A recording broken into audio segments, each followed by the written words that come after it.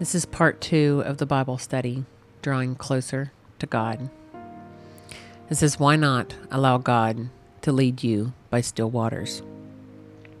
Reevaluate and pivot with God.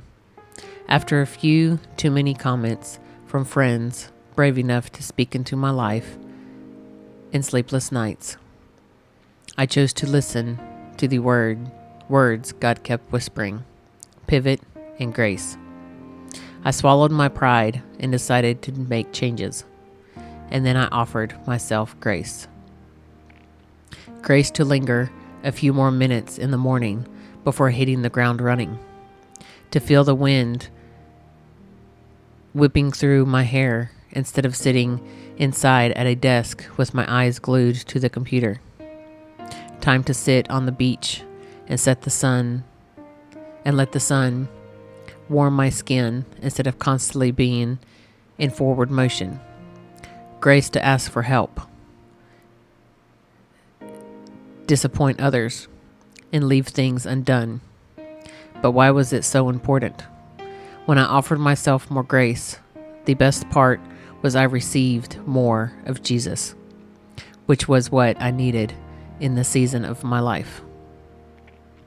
Time to dwell in His presence, sit in awe of the beauty He created, and listen to His quiet voice as He guides me.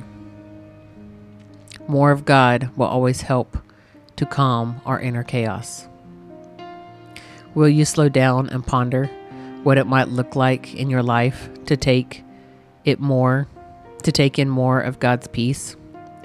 God is our refuge and strength, an ever-present help in trouble.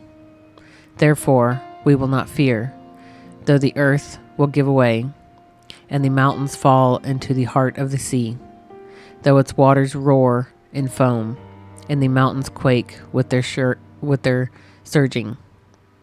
There is a little river whose streams make glad the city of God, the holy place where the Most High dwells. God is within her. She will not fall. God will help her at break of day. Nations are in uproar, kingdoms fall. He lifts His voice, the earth melts. The Lord Almighty is with us. The God of Jacob is our fortress. Come and see what the Lord has done, the desolations He has brought on the earth. He makes wars cease to the ends of the earth. He breaks the bow and shatters the spear. He burns the shields with fire. He says, "Be still and know that I am God. I will be exalted among the nations. I will be exalted in the earth. The Lord Almighty is with us. The God of Jacob is our fortress."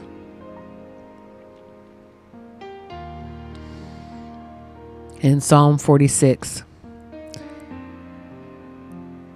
in stillness, sanity is found, sense is made of things. The roar of the enemy is stilled, and the soul can listen to the whisper of its Maker.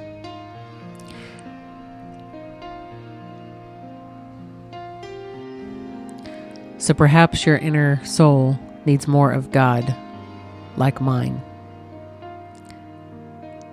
Will you permit yourself to let go of what is keeping you from the Lord? Together, let's sit still with Him to know Him intimately. Let's let His peace that makes no sense wash over us. God calls us to be still so we can know Him. And when we know the Lord, we will discover a peace that makes no sense amid our unexpected circumstances. Are you willing to change your ways to discover peace? What steps will you take to allow more time to be still with God? The chaos of my life closed in on me, and the inner peace seemed to fade away. I needed to pivot and cease my striving for more. God was whispering in my ear, Marie, more grace. It took me a bit, but eventually I melted into God's arms and basked in His peace. A new year with more grace. But now that brings us to a new year. Afraid to name new dreams while dragging the prior year's disappointments, frustrations, and heartaches into this one. After all, the problems didn't dissipate into thin air. Can you relate? Have you procrastinated in setting new goals or choosing a word? What if there was a way to pursue some endeavors while we offered ourselves some grace?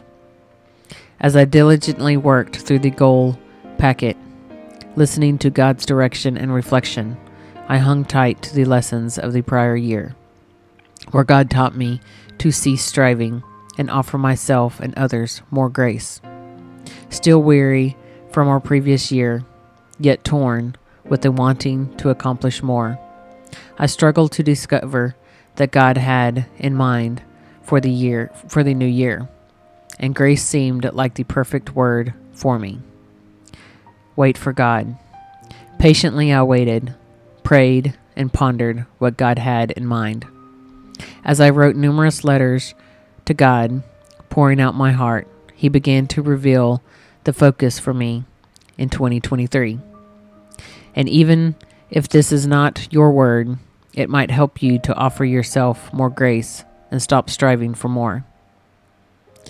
But first, you might want to read the details of why one simple word can bring effective change to your life.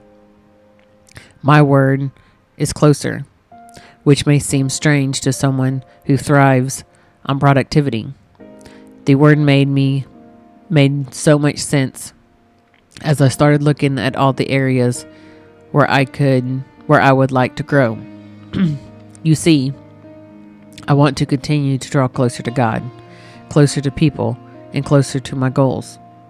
But that doesn't mean I have to reach perfection or even accomplish the pursuits. Moving closer to a goal is better than not moving at all.